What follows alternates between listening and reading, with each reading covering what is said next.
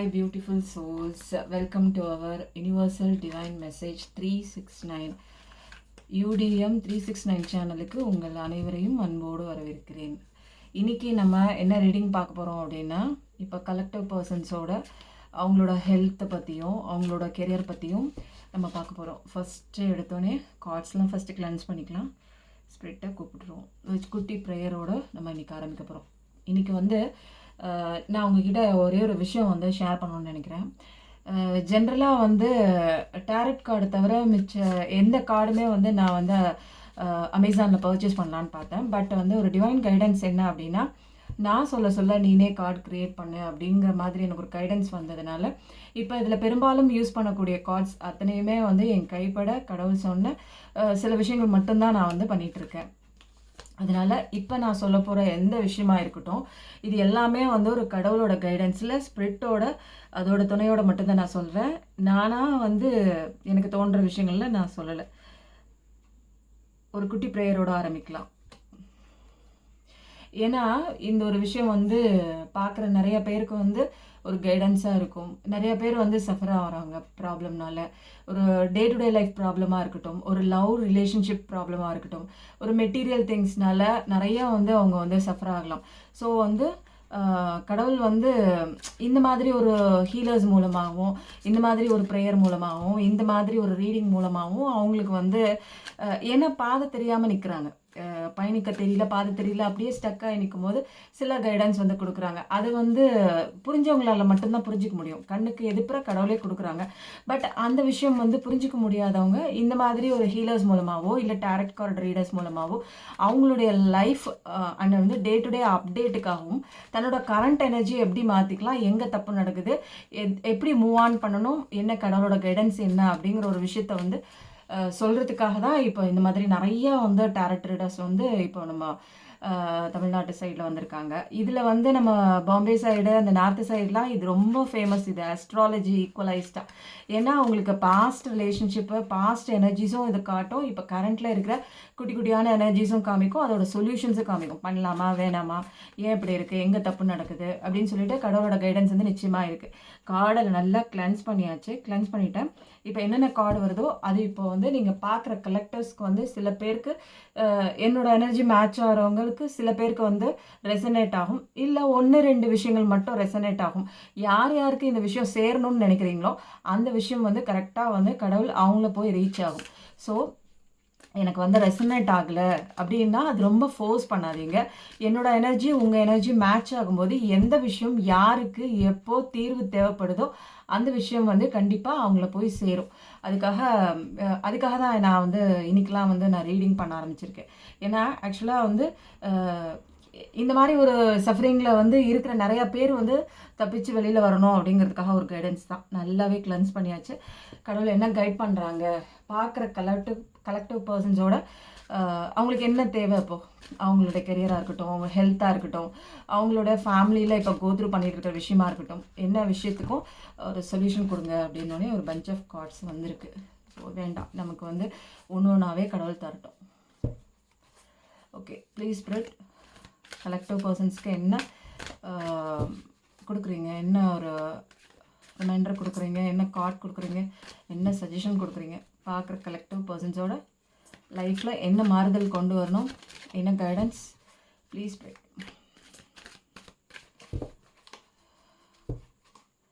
Please spirit, please spirit, please spirit. கலெக்டிவ்க்கு என்ன விதமான ஒரு கைடன்ஸ் வருது, கடவுள் என்ன கைடன்ஸ் கொடுக்குறாங்க.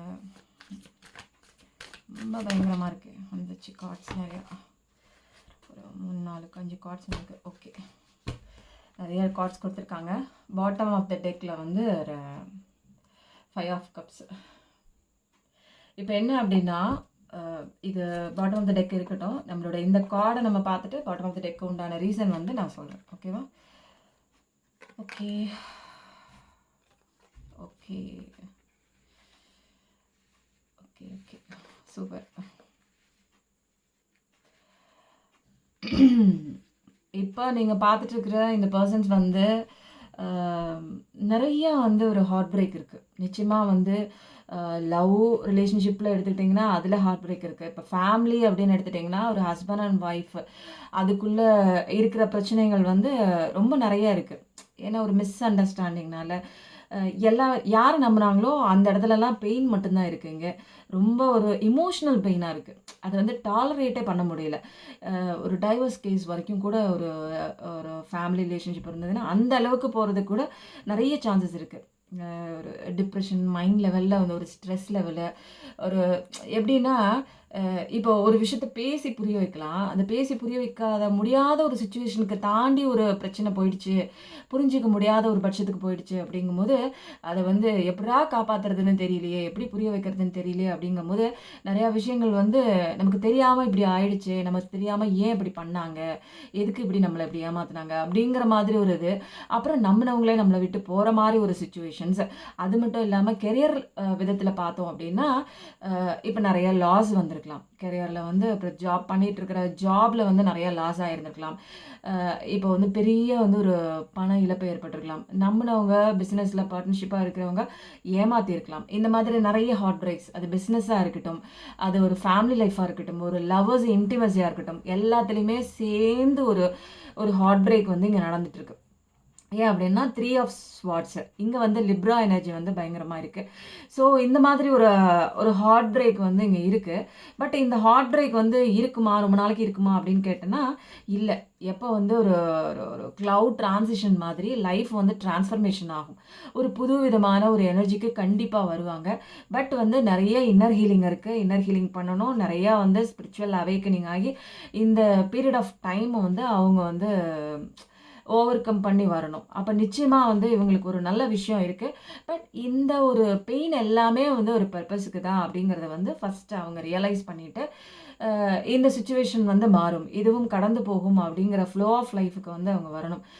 எல்லாத்துக்குமே வந்து என்ன அப்படின்னு பார்த்தீங்கன்னா ஹையர் செல்ஃபு, ஹையர் நம்ம மேலே இருக்கிற அந்த கடவுள் வந்து நமக்கு வந்து நிறைய விதமான ஹெல்ப் கொடுக்குறாங்க.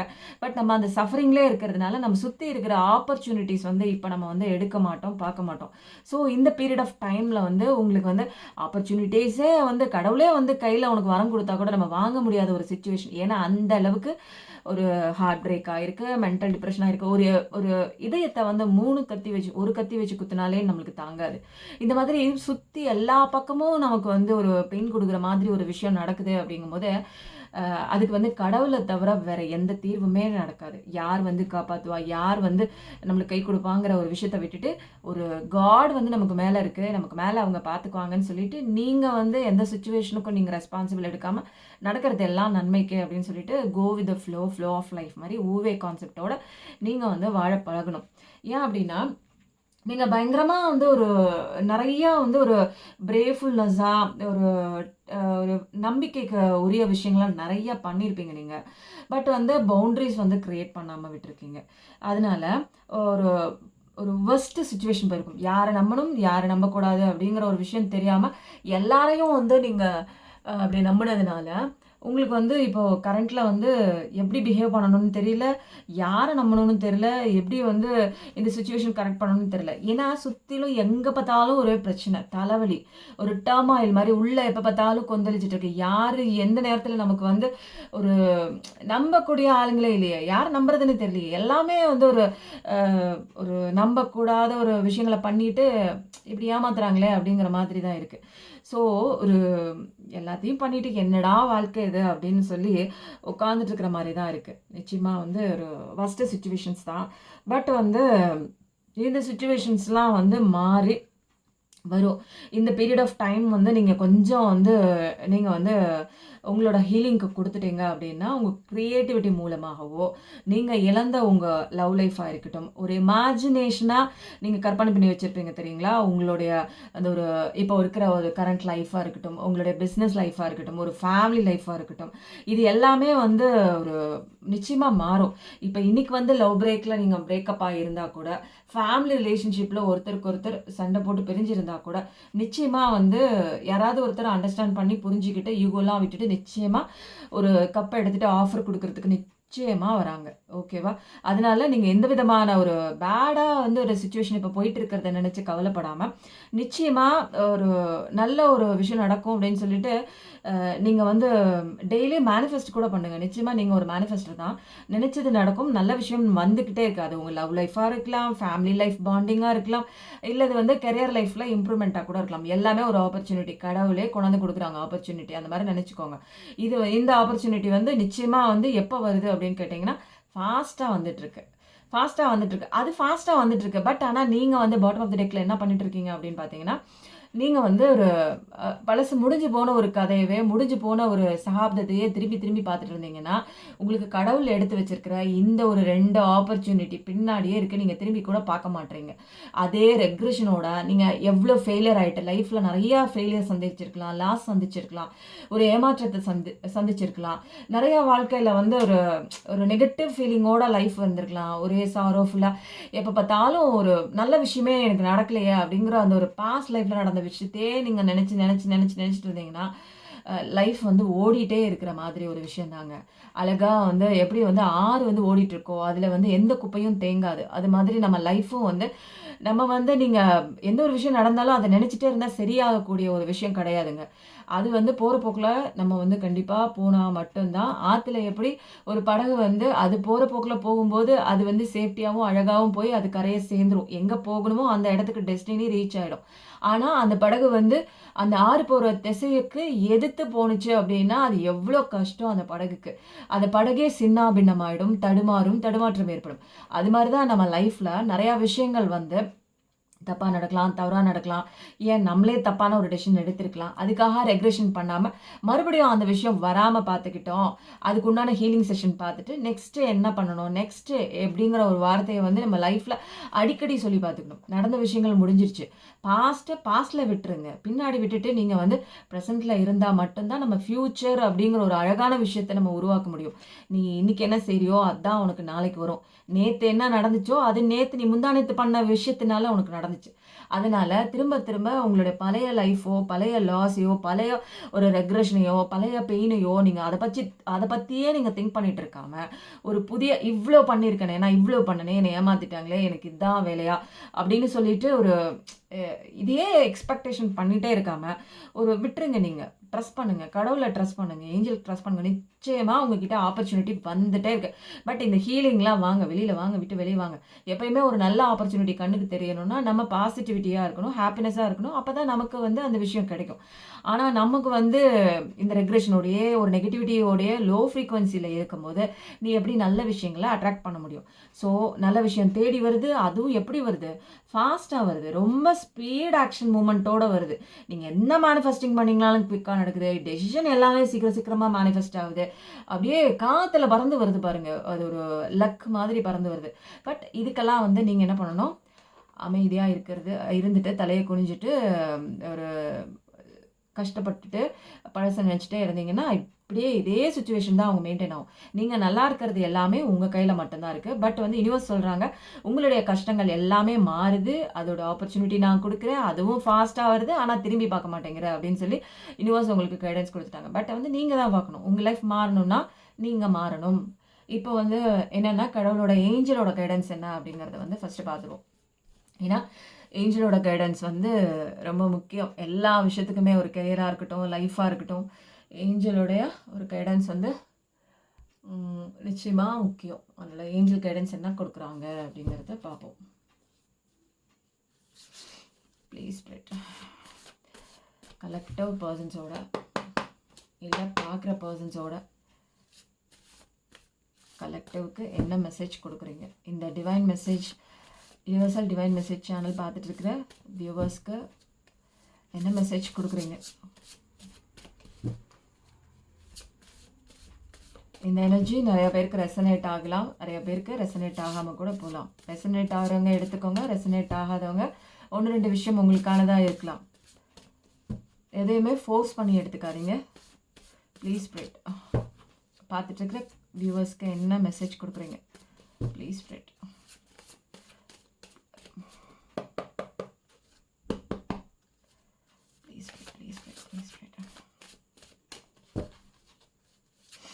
Please spread. கலெக்டிவ்ஸ்க்கு என்ன மெசேஜ் கொடுக்குறீங்க? Please spread. வாங்க. Please spread. மெசேஜஸ் பொறுமையாக மெதுவாக நிதானமாக வருது. ஏன்னா சொல்யூஷன் இருக்குல்ல, அவ்வளோ சீக்கிரம் எப்படி வரும்? சொல்யூஷன் கொடுங்க. இந்த விஷயத்துலேருந்து எப்படி கலெக்டிவ்ஸ் எப்படி வெளியில் வர்றது? Please spread. சொல்யூஷன் கொடுங்க. கலெக்டிவ் பர்சன்ஸ் எப்படி கலெக்டிவ் இந்த விஷயத்துலேருந்து எப்படி வெளியில் வரணும்? ஓகே, ரொம்ப சீக்ரெட்டாக இருக்கே மெசேஜஸ் எல்லாம், பறந்து வரணும்ல. Please spread. 2 கார்டு அப்ரைட்டில் வருது. ஓகே, இதை எடுத்துக்கலாம். Please spread. இன்னும் 2 கார்டு மட்டும் கொடுத்துருங்க ப்ளீஸ். கலெக்டிவ்க்கு என்ன மெசேஜ் கொடுக்குறீங்க? டிவைன் மெசேஜ் கொடுங்க. அவ்வளோதான் போல இருக்குது. ஜம்ப் ஆகி அங்கேயே உட்காருது. Please spread. கலெக்டிவ்க்கு நச்சுன்னு ஒரு மெசேஜ் கொடுங்க. Please spread. கடவுளே யூனிவர்ஸ் பிரபஞ்சமே ப்ளீஸ். வாவ், வந்துச்சு. Bottom of the deck. Difficulties only for some time, joyfulness coming, trust it. Wow, super. நம்ம பார்த்த விஷயங்களுக்கு ஓரியன்டாகவே இருக்குது எல்லாமே.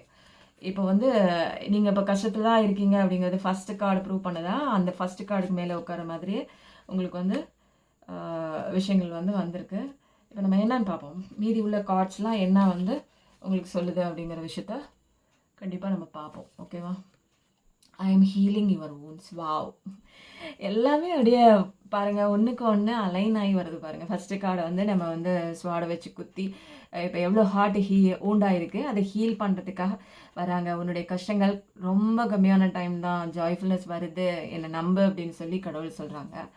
அதுக்கு இந்த ஹார்ட்டில் ஏற்பட்ட ஊண்டெல்லாம் வந்து ஹீல் பண்ணணுங்கிறதுக்காக கடவுளே வந்து உங்களுக்கு சொல்லிட்டாரு. இது எல்லாமே வந்து ஒரு டிவைன் மெசேஜ் தான். இதில் நான் சொல்லக்கூடிய எந்த மெசேஜுமே நானாக சொல்லலை. இதில் எழுத சொன்னதும் வந்து கடவுள் மட்டும்தான். அவர் சொல்ல மட்டும்தான் நான் எழுதினேன், என்னோடய இன்ட்யூஷன் பவர் வச்சு தான்.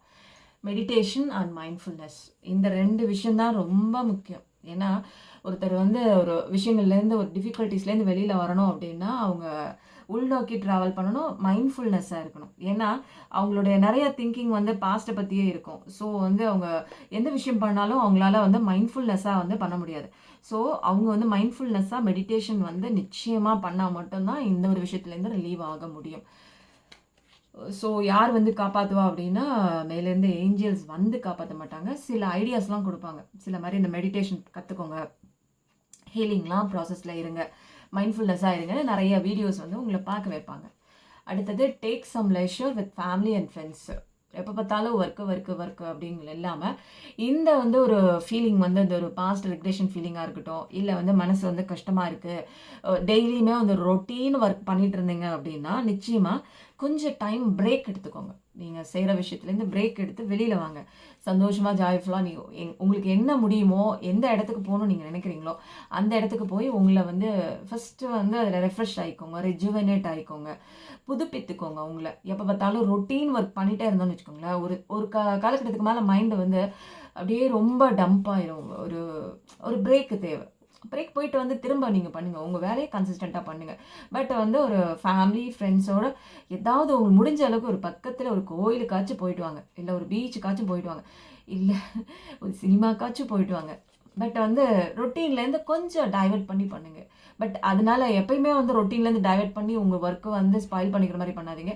இன்றைக்கி பண்ணிட்டீங்கன்னா நாளைக்கு வந்து நீங்கள் உங்கள் ஒர்க்கை கன்சிஸ்டண்ட்டாக பண்ணுங்கள். Don't over thinking. வாவ், இந்த விஷயம் தானே சொன்னாங்க. இந்த ஹெர்மிட் மோடில் கார்டு வந்துச்சு பாருங்கள். எப்போ பார்த்தாலும் திங்க் பண்ணிகிட்டே இருக்காங்க பாருங்கள், எதாச்சும் ஒன்று. இதுக்கு வந்து மேட்ச் ஆகுற மாதிரியே ஓவர் திங்க்லாம் பண்ணிகிட்டு இருக்க வேண்டாம் அப்படிங்கிற மாதிரி ஸ்ப்ரெட் சொல்கிறாங்க. Positive and happiness is needed. என்ன தேவை உங்களுக்கு? நீங்கள் நல்லா இருக்கணும் அப்படின்னா கடவுள் வந்து வழியெல்லாம் கொடுக்குறாரு, வழியெல்லாம் காட்டுறாரு. பட் அதை வந்து வழியை ரிசீவ் பண்ண அந்த ஒரு வழிகாட்டுதலில் நீ எடுத்துக்கணும் அப்படின்னா உன்னோட மைண்டு வந்து எப்படி இருக்கணும் அப்படின்னா அந்த பாசிட்டிவ் அண்ட் ஹாப்பினஸ் இதோட மைண்ட் செட் இருக்கணும். ஒரு நெகட்டிவாக இருந்தீங்கன்னா நீங்கள் எப்படி அந்த வழியெல்லாம் பார்க்க முடியும்? கண்ணே தெரியாது உங்களுக்கு. ஒரு பாசிட்டிவாக ஒரு சந்தோஷமாக இருக்கும்போது தான் சுற்றி இருக்கிற எல்லா ஆப்பர்ச்சுனிட்டிஸும் உங்களால் வந்து பார்க்க முடியும். ஸோ இது வந்து நீங்கள் தான் கொண்டு வரணும். இது வந்து எப்படி கொண்டு வரணும்னா, மேலே இருக்கிற பாருங்கள், மெடிடேஷன் அண்ட் மைண்ட்ஃபுல்னஸ், இந்த ஒரு ப்ராக்டிஸ் மூலமாக தான் நீங்கள் வந்து பண்ண முடியும். ஓகேவா? அடுத்தது எல்லா கார்டுமே அப்படியே அலைன் ஆகி அழகாக உட்காருது. If your path is close, create your path. இப்போ வந்து கடவுள் என்ன சொல்கிறாங்க, எல்லா பாத்தும் மூடிடுச்சு, வழியே இல்லை அப்படின்னு கவலைப்பட்டு நிற்கிறியா, உன்னோட பாதையை நீயே க்ரியேட் பண்ணுவேன். அந்த அளவுக்கு எபிலிட்டிஸ் இருக்குது. ஓகேவா? உன்னுடைய திறமையை நீ பிலீவ் பண்ணு. பாதையெல்லாம் அடைச்சி போயிடுச்சு, எனக்கு யாருமே இல்லை அப்படின்னு நினைக்காத, புது பாதையை நீ க்ரியேட் பண்ணு. ஓகேவா? அப்படிங்கிறாங்க கடவுள். கர்மாவாய்ஸ் புரியுறாங்க. ஃபஸ்ட்டு எடுத்தோடனே யார் ஹார்ட் பிரேக் பண்ணாங்க, யார் தப்பு பண்ணாங்க, யார் உன்னை ஏமாத்துனாங்க, எவ்வளோ பெயின் உனக்கு. இப்போ எல்லாத்துக்குமே சேர்த்து உனக்கு கர்மா வந்து அவங்கள வந்து கேள்வி கேட்கும். நீ வந்து அவங்கள பழி வாங்கணுங்கிற ஒரு எண்ணத்துக்கு நீங்கள் போகவும் வேணாம். விட்டுருங்க, மன்னிச்சு விட்டுருங்க. மன்னிக்கிறது வந்து மனுஷனோட குணமே கிடையாது, அது தெய்வத்தோட குணம். அந்த விதமாக நீங்கள் மன்னிச்சு விட்டீங்கன்னு வச்சுக்கோங்க, அது வந்து நீங்கள் மன்னிக்கிற பர்சனுக்கு நல்லதோ இல்லையோ அது வந்து செகண்டரி. ஆனால் உங்களுக்கு ரொம்ப நல்லது. ஏன்னா ஒரு விஷயம் அவங்கள பழி வாங்கணும் அப்படிங்கிற ஒரு எண்ணம் ஃபஸ்ட்டு உங்கள் மைண்டுக்குள்ளே தோணுச்சுன்னா அந்த எண்ணமே உங்களை அழிச்சிடும். ஃபஸ்ட்டு நம்ம தான் முக்கியம், நம்ம மைண்டு முக்கியம், நம்ம லைஃபு முக்கியம். அதை ஃபஸ்ட்டு பாருங்கள். சில விஷயங்கள் வந்து செல்ஃபிஷாக இருந்தால் மட்டும்தான் ஒரு செல்ஃப் டிசிப்ளினான ஒரு லைஃப் வந்து நம்மளால் லீட் பண்ண முடியும். நம்ம வந்து அவங்கள பழி வாங்கணும், அவங்க எனக்கு இப்படி பண்ணிட்டாங்க, நான் அவங்களுக்கு அப்படி பண்ண போகிறேன் அப்படிங்கிற ஒரு விஷயத்த ஆயுதமாக கையில் எடுத்தீங்க அப்படின்னா கடைசியில் வந்து ஒரு லைஃப் வந்து என்ன ஆகும், ஒரு ஸ்பாயில் ஆகிடும். அதனால அந்த ஒரு விஷயம் வேண்டாம் நமக்கு. நீங்கள் விட்டுருங்க. அதெல்லாம் வந்து கடவுள் இருக்கார், மேலிடம் இருக்குது, அது வந்து பார்த்துட்டே இருக்குது உங்களுக்கு.